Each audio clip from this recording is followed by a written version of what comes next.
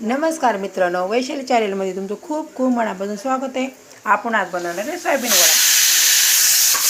तर सोयाबीन वड्यासाठी मी घेतली सोयाबीन एक वाटी।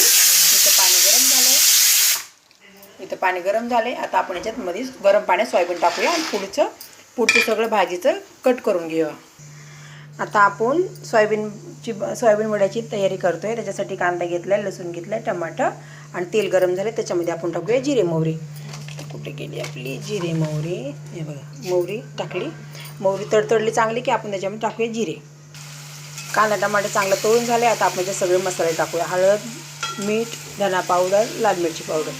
मसाले झाले सगळे, आपण याच्यात टाकूया सोयाबीन। आपला सोयाबीन वडा बनून तयार आहे। कसं वाटते तुम्हाला मला नक्की सांगा। तुम्ही पण ट्राय करून बघा। आणि आता जेवणाची तयारी झाली। मी ते चांगले बाजरीच्या भाकरी संघाच्या संग तावा मारणार आहे। तुम्ही पण खा। Tata bye bye. चांगला